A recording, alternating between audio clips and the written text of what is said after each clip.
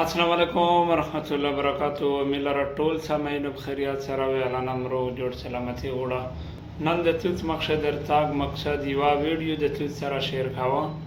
هغه ویډیو کڅه ځای په ویډیو نه بعد بیا مشت مجلس سره کوي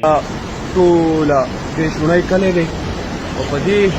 اجدا غټي نه اجازه لګی دا غټي مټي نه وي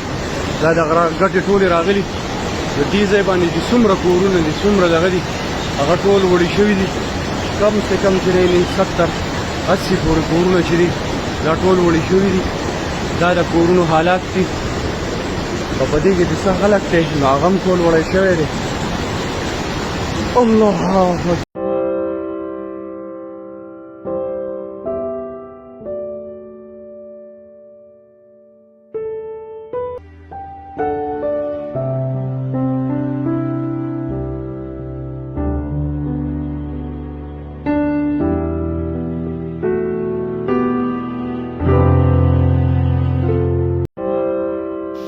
سامعین حضرات دا ویډیو ته څه ولیدله د مخ خپله چې کومه ناقص رایې دو تو څه هغه خپل رایې اظهار وکړي یقیني هر سړي ته خپل رایټ حاصل دی ډیموکراسي دو د مو په نظر باندې پروپاګاندا نازي ته حالتي د دغه خلک ده چې کومه خلک دلته آباد کاری کړی دي او د ته دا پاته هدو چې دا ایریا د ابي ایریا ده او دا ته اني ټایم فلډ تللی شي چونکه یوه خبره مشهوره ده وایي چې با خپله لیر په سل کلن آباد هم وړي نو یقیني غلطي د ګورمنټ دا ده د NDMA دا ده چې بر وخت اطلاع نه وي کړې خو اطلاع ضرورت ونه دا د دې د پوره د اول نه الارم و چې اني ټایم په څه باندې برتلای شي او بچا ته هم مکان ورکوي دا کیم ټایم هر تلای شي نه د دا کتی چې پروت یې نه د دا کتی چې ویش یې نه د دا کتی چې تو ته ټایم درکوي نن ها زه دا ریکویسټ کوه د ویډیو جوړول مقصد دا دی کوم نقصان وشه نقصان خو شوی دی مخشې دا ریکویسټ که درته به اغنا پښتونخوا وطن کله د بمبارۍ په وجه بربودی کله د دماغې په وجه بربودی کله د ډرون په شکل شه بربودي کله د اکسیډنټې په شکل شه بربودي وی سیلاب چې په موږ راوړل دی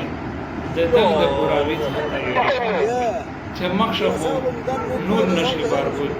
داسې بچیون داسې ټول سارې چې د دې ډېر زیات امیدونه وي هغه امیدونه د دې د سره وړو وی چې په داسې ایریا کې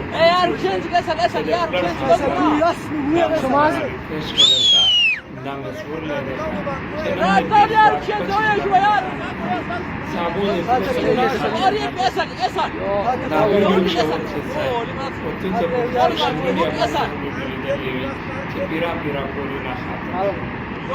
یا کا سلیمان والیا یا ریکویسٹ کرتا چې په در نادر خپل شي بدل کا څه نقصان کا یا کله چې فیملی مکمل خاتم شي عادت د قرآن نقصان دی فیصله مې په تو پرشوره چې د څومره حفاظت کوي او د داسې ایریا نه څومره ضرور دی امید دی چې دا ویډیو وګورئ لازمن یا الله عمل وکړي د جون د حفاظت پورا د بچونو د حفاظت پورا د پښتنو روټ ټرل دوی شي نه